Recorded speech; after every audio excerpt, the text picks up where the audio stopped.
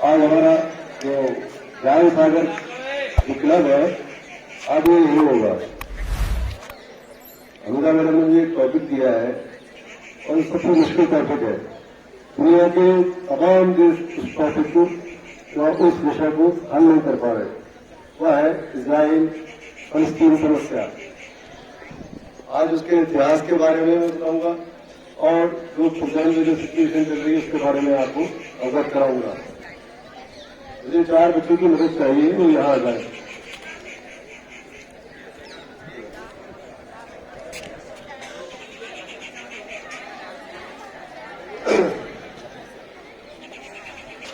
आओ भाई, 4 बच्चे यहाँ पर।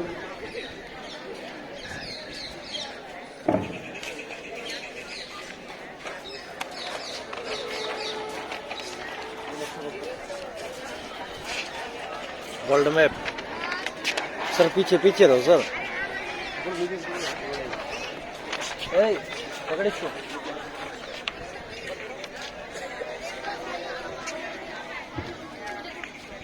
क्लास में और अक्सर आप देखते हैं अक्षर ये वर्ल्ड का नक्शा है, राजनीतिक मानचित्र है और इजराइल बहुत नाम सुना है।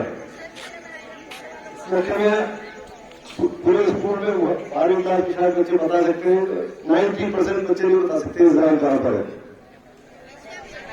ठीक है, तो एक बिंदु के बराबर दुनिया के नक्शे में बिंदु के बराबर उसका क्षेत्रफल है 20-22,000 वर्ग किलोमीटर। मतलब हरियाणा से भी आगा, हरियाणा का 44,000 स्क्वायर वर्ग किलोमीटर है उसका क्षेत्रफल और उसका 20-22,000 स्क्वायर किलोमीटर है। यहां पर ये भूमध्य सागर है, एशिया में तो है, इसकी लोकेशन बता रहा हूं। अफ्रीका के उत्तर में, यूरोप के दक्षिण में भूमध्य सागर स्थित है। भूमध्य सागर इसलिए कहते हैं भूमि के मध्य है, मेडिटेरियन सी यहां पर स्थित है।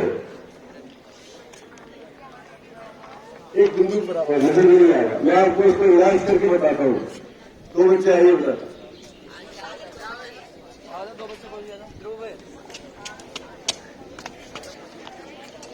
मैं राजेंद्र सिंह का और भैया साहब का शुक्रगुजार हूं। मैंने ये रक्षा बनाने में मदद करी मेरी।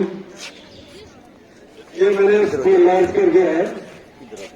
ये इजराइल है, इसके पूर्व में जॉर्डन है, इसके उत्तर पूर्व में सीरिया है, उत्तर में लेबनान है और इसके पश्चिम में भूमध्य सागर है और इसके दक्षिण पश्चिम में इजिप्ट मिस्र कहते हैं मिस्र और इसके दक्षिण में रेड सी है, लाल सागर है। ठीक है, और वो लड़ाई चल रही है इस वक्त गाजा पट्टी में चल रही है।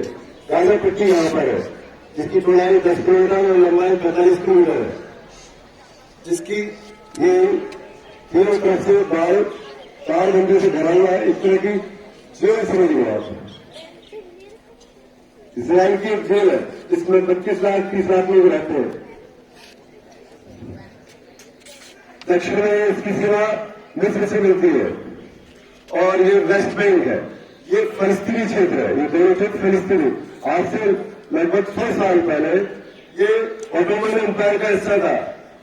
ओटोमन एम्पायर, अब इसकी कहानी में यहां शुरू करता हूं। फर्स्ट वर्ल्ड वॉर 1914 में शुरू हुआ, 1918 में खत्म हुआ और ये पूरे क्षेत्र पर कई करोड़ वर्ग किलोमीटर क्षेत्र पर ओटोमन एम्पायर का तुर्की साम्राज्य, जिसमें आपके कजाकिस्तान, तुर्कमेनिस्तान, अजरबैजान और ये मध्य एशिया के काफी सारे देश है, और अल्बानिया, नीचे अफ्रीका के कई सारे देश, सऊदी अरब, इराक, ईरान, कई सारे देश। ओटोमन एम्पायर में एक खलीफा होता था, पूरे एम्पायर को संभालता था। खिलाफत के लिए खिलाफत मूवमेंट, भारत में खिलाफत मूवमेंट के लिए 1910 में जिसका नेतृत्व गांधी जी ने किया था। तो भाई ये खिलाफत खत्म नहीं होती है। अंग्रेजों ने ये फर्स्ट वर्ल्ड वॉर में अंग्रेज जर्मनी के और इंग्लैंड के बीच हुआ था, तो जर्मनी की तरफ ओटोमन एम्पायर हो गया था और उसमें फर्स्ट वर्ल्ड वॉर में जर्मनी हार गया और ओटोमन एम्पायर के कई टुकड़ों में बांट दिया गया अंग्रेजों ने। कुछ हिस्सा उन्होंने रशिया को दे दिया, जिसमें बाद में टुकड़े होगा कजाकिस्तान, तुर्कमेनिस्तान, ताजिकिस्तान, बहुत सारे देश हैं। और कुछ हिस्सा फ्रांस को दे दिया गया, कुछ हिस्सा, लेकिन जेरूसलम इंग्लैंड ने अपने पास रखा, ब्रिटेन ने अपने पास रखा जेरूसलम को, वो नहीं दिया। पाकिस्तान ने सबको बांट दिया। अब आते हैं इसकी हिस्ट्री में, जेरूसलम की हिस्ट्री। एक जेरूसलम शहर है, ये तेल अवीव है इसकी राजधानी इजराइल की, और वेस्ट बैंक के पश्चिम में जेरूसलम। असल यहूदी, ईसाई और इस्लाम धर्म ये एक ही फैमिली के हैं। इनके पितामह इब्राहिम, जिसे हम हजरत इब्राहिम अलैहिस्सलाम कहते हैं, जिन्होंने मक्का में काबा की स्थापना की, जहां पर दुनिया के तमाम मुसलमान सजदा करते हैं उस तरफ।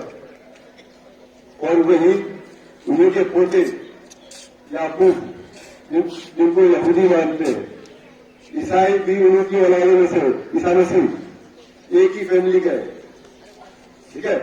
और ये एक ईश्वरवाद, ये एक ईश्वर को मानने वाले, इनकी किताब है, उस पर ये अमल करते हैं। अब आते हैं जेरूसलम। जेरूसलम इतना महत्वपूर्ण शहर है, उसमें ईसाई, यहूदी, इस्लाम तीनों का महत्व है। इसमें जेरूसलम यहां पर इसके दक्षिण में स्थित है, जहां ईसा मसीह पैदा हुए थे। क्या नाम दिया था, तो नाम भूल रहा हूं, बेथलेहम। ईसा मसीह जैसे जेरूसलम के दक्षिण में 10 किलोमीटर दक्षिण में बेथलेहम है, वहां ईसा मसीह पैदा हुए, लेकिन उनकी कर्मभूमि जेरूसलम नहीं। तो इसलिए ईसाइयों के लिए जेरूसलम महत्वपूर्ण है। और ईसा मसीह को सूली पे भी जेरूसलम में चढ़ाया गया था, और वह उनका प्रोग्राम हुआ था 3-4 दिन बाद। और यहूदियों का धार्मिक पवित्र इस तरह से माउंट मंदिर है उनका, जो रोमन ने तोड़ दिया था, सोलोमन टेम्पल इसे कहते हैं, वैनु वहां पूजा करते हैं। ठीक उसके ऊपर मस्जिद अक्सा है। तो एक ही 60-70 हेक्टेयर के अंदर 60-70 हेक्टेयर के अंदर तीनों को पवित्र स्थान है। और एक और चीज बता देता हूं मैं, जो जहां ईसा मसीह को क्रूसाइड किया गया था, सूली को चढ़ाया गया, तो चर्च आज भी स्थापित है, और इसकी चाबी एक मुस्लिम परिवार के पास है। जब तुर्की हार गया था, तो ब्रिटेन के विदेश मंत्री सर आर्थर बेलफोर्ड, उन्होंने एक डिक्लेरेशन लाया और कहा कि यहूदियों को हम उनका पवित्र भूमि में बसाएंगे। 1917 में एक बीमारी शुरू हुई।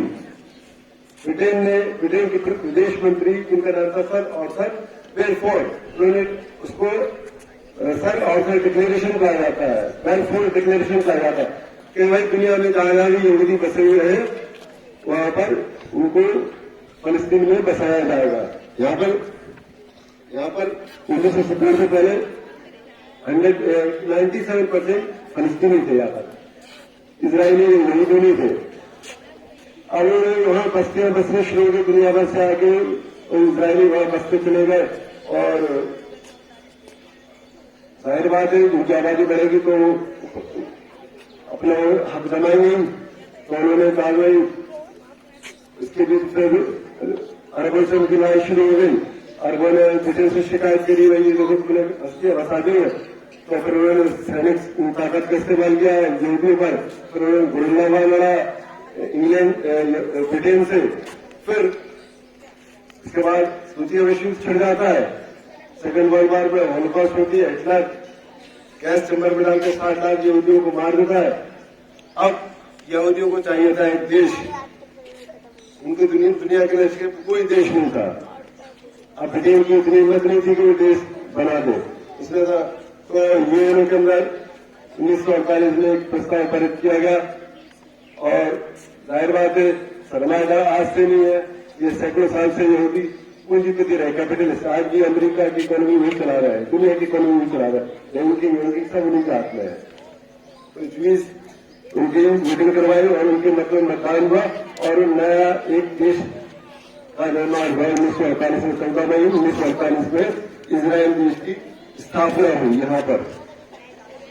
अब यूएन के अंदर एक प्रस्ताव पारित किया गया, वो कहा गया कि जहां पर यहूदी ज्यादा है वो इजराइल देश बना दिया जाए, जहां फलस्तीनी है उन फलस्तीन का दे दिया जाए, फलस्तीनी कंट्री बना दी जाए। लेकिन आज की तारीख में आज तक फलस्तीनी कंट्री नहीं बनी। अमेरिका की हिम्मत है न यूएन की हिम्मत है वो वहां पर फलस्तीन कंट्री बना दे। इजराइल कभी नहीं चाहेगा कि वहां फलस्तीन नाम का कोई देश बने। वो तो उनकी प्लानिंग ग्रेटर इजराइल है, काफी बड़ा एरिया है, उसको कवर करना चाहते हैं।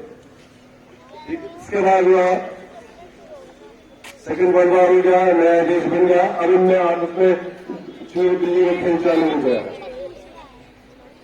1948 में जैसे कि देश डिक्लेयर हुआ, अरबों ने इराक, जॉर्डन, मिस्र और आपका सीरिया ने इस पर अटैक कर दिया 1948 में और हार गए। अरब लोग पहला ये हुआ 1948 में अरब लोग हार गए, काफी क्षेत्र पर इजराइल ने कब्जा कर लिया। अब उसके बाद वहां से काफी फिलिस्तीनियों का पलायन हुआ दूसरे देशों में।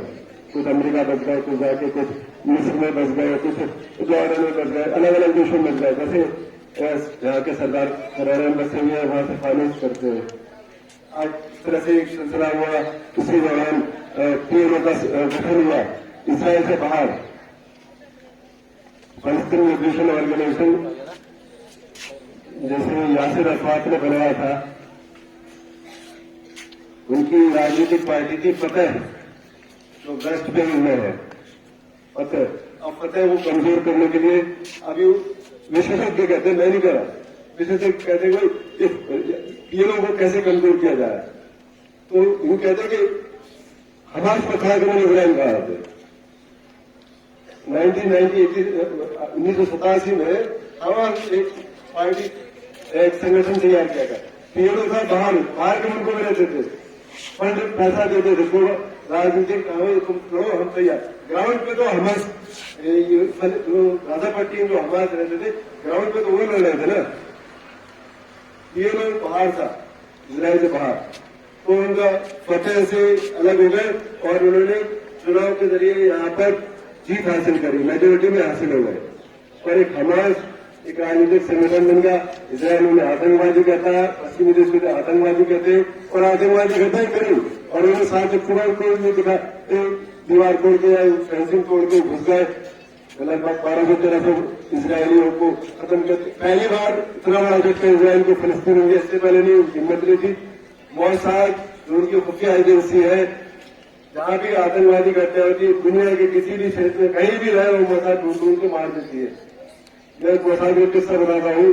जर्मनी में जो हॉलोकॉस्ट हुआ था, तो एक जो हिटलर का जो साथी थे जर्मनी, उसको ढूंढ के अभी कुछ साल पहले कोलंबिया में ढूंढा, फिर उसको पकड़ के ले गया इजराइल सुबह पुलिस ने।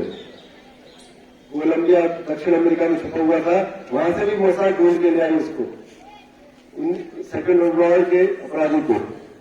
तो मोसाद ऐसी खुफिया एजेंसी है, वो ढूंढ के मारती है। और इनका तो पहली बार इतना बड़ा झटका हुआ 7 अक्टूबर 2023 को के फलस्तीन में हमास ने अटैक करा। हमास के पास कुछ नहीं था। अब उनके पास हथियार कहां से आते, उन्होंने अंडरग्राउंड सुरंगें बना रखी है, सुरंगों का ताल बना रखा है। वियतनाम में वहां के निवासियों ने अमेरिका से लड़ने के लिए सुरंगें रखी, खुफिया सुरंगें। तो यहाँ तक की खुफिया सुरंगें हैं। कई बार इजरायली बम जो बंकर बम होते हैं वो तोड़ देते हैं, कई बार नहीं टूट पाती। तो जो तस्करी होती है, चाहे हथियारों की तस्करी हो या यहाँ पर कुछ हो नहीं सकता, चारों तरफ इजराइल से भरा हुआ है, एक जेल की तरह है। तो तस्करी मिस्र के रास्ते अब आसपास के देश मदद करते हैं। ईरान अब जो असली समस्या आ रही है, उधर ईरान ने हिजबुल्लाह तैयार कर रखा है संगठन, इजराइल पर आक्रमण करने के लिए। डायरेक्ट कोई नहीं लड़ सकता। अमेरिका वाले लड़ने कर आए, तो मैदान में होगा ना, क्या कोई आ रहा है मैदान में, अमेरिका के कई जंगी जहाज अभी मेडिटेरियन सी में खड़े हैं। किसी की हिम्मत नहीं है कोई इसराइल को टच कर दे। कोई भी देश, रशिया हो, चाइना हो, कोई किसी की हिम्मत नहीं है इसराइल और उसको छोड़ दे। यहाँ यूएन तक नहीं कुछ कर पा रहा। ठीक है, अमेरिका वहां खड़ा हो गया, भाई अल्लाह हो गया अंदर, किसी की हिम्मत नहीं है। वो अपने उस पर लड़ाई चल रही है उनकी। लड़ाई की शुरुआत की वजह बता दें अभी भी अमेरिका और सऊदी अरब का गारंटी लेता की सुरक्षा की, सऊदी अरब की गारंटी लेना चाह रहा था, उस पर उनका समझौता होने वाला था। अभी हस्ताक्षर होने वाले थे, आक्रमण हो गया कि भाई तुम इसराइल फलस्तीन को भूल जाओ, फलस्तीन का नाम मत लेना, हम तुम्हारी सुरक्षा की गारंटी लेते हैं। ठीक है, तो वो जो डिफेंस डी होने वाली थी वो खटाई में पड़ गई है इस युद्ध की वजह से। और इस युद्ध में क्या अंजाम होगा, कहां तक जाएगा, कोई भविष्यवाणी नहीं कर सकता।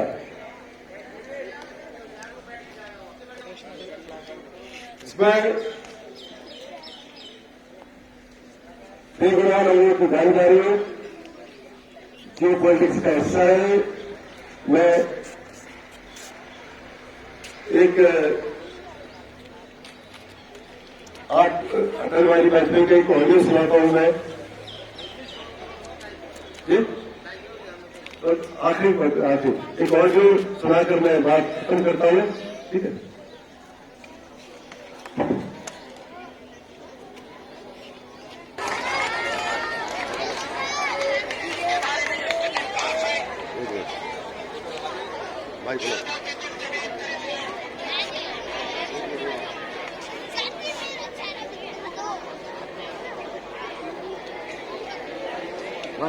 माइक ले लो।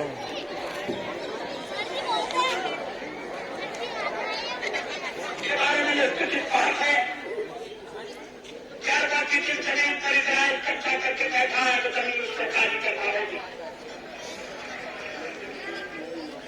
आक्रमणकारी आक्रमण के तरह का विरोध करे, यह हमें अपने संबंध में स्वीकार नहीं है। तो जो नियम हम बदलाव किए गए हैं तब भी लागू है। अरबों की जमीन खाली होना चाहिए। फिलिस्तीन है, उनके फिलिस्तीनी है, उनके उचित अधिकारों की प्रतिष्ठापना होना चाहिए। इसराइल के अस्तित्व को संयुक्त रूप से अमेरिका ने भी स्वीकार किया, हम भी स्वीकार कर चुके हैं। मध्य पूर्व का एक ऐसा हल निकालना पड़ेगा जिसमें आक्रमण का परिवार जो है स्थायी शांति का आधार बने। धन्यवाद।